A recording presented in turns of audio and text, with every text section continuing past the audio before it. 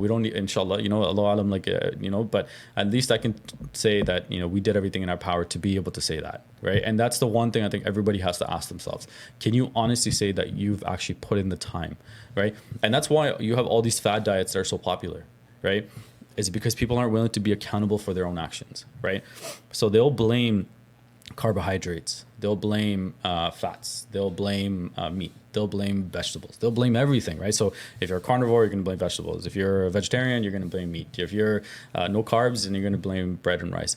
But no one's ever willing to just take accountability. Like, when was the last time that you actually, for 6, 8, or 3 months, even at the bare minimum 3 months, been consistently eating effectively to your schedule, to your routine, to allow you to have the energy and not surpass your daily calories, and been properly working out consistently, right? And if you actually ask the vast majority of people, it's a very, very small percentage of people that have actually been committed to something that they've consistently done.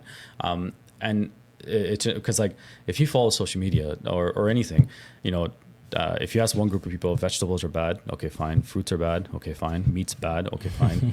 Carbohydrates are bad, okay, fine. Well, technically fats as well, okay, fine. Everything's bad. Everything's bad. So, okay, to drink water, well, it's filtered.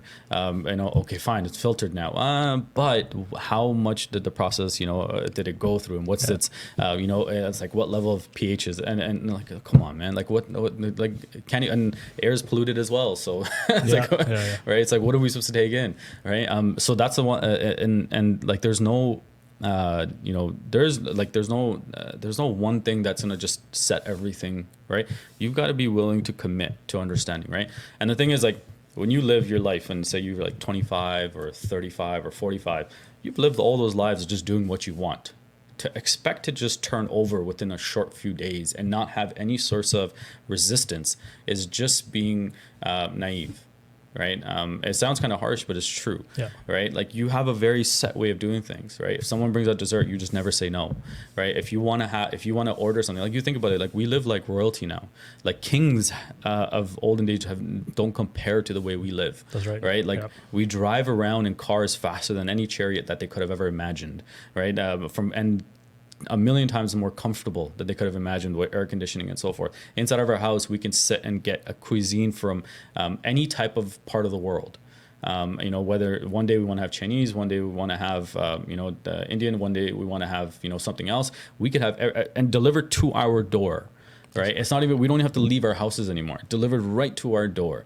And then if you have kids, you don't even have to get up off the sofa. You just be like, yo, go get the food and bring it on my table. And then, you turn on the TV and you can have every form of entertainment in whatever language you want, and whatever genre you want, like everything. No other king in the world has ever had that type of entertainment at their fingertips, present to them right away. Right. So, everything in technology makes us lazier, makes us sit down more, right? The first thing I would say is delete all those apps. There's absolutely no reason. And on top of that, it's like ridiculously expensive.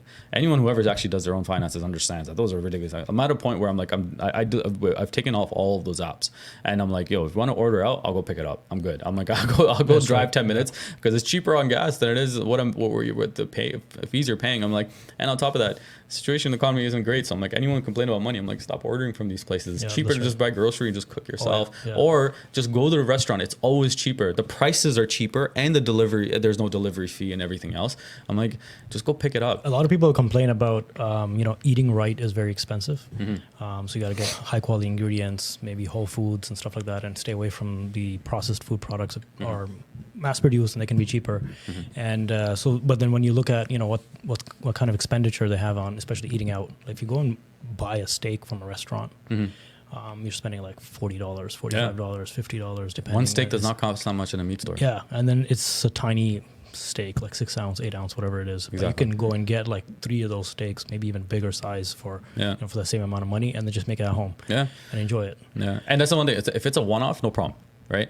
But if the average person's eating out 3-4 times a week, right? That's expensive. That's very expensive. And on top of that, that's after a full day of eating. And when you're ordering from a restaurant, their concern isn't nutrition. Their concern is taste. So when that's the only thing that matters, they're only worried about your palate. So they will add everything and anything and as many calories into it as possible. You have no idea how much is actually hidden in there. So now after a full day, you've just taken an extra 1,500 calories or 2,000 calories for all you know. That's right. Most people will go to a restaurant, they'll be like, did that taste good, and did they leave full?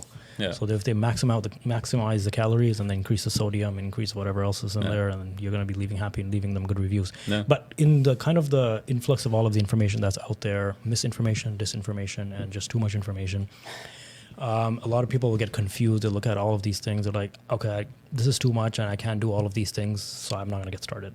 But I think the best way to get started is the simplest approach and go back to the basics on health and fitness. So what would you recommend as the kind of like the top 3 recommendations for somebody to just get started on their fitness journey or their health journey? So first and foremost, routine is really important, right? So one thing I always say is like, sit down, ignore everything else, and look at your schedule.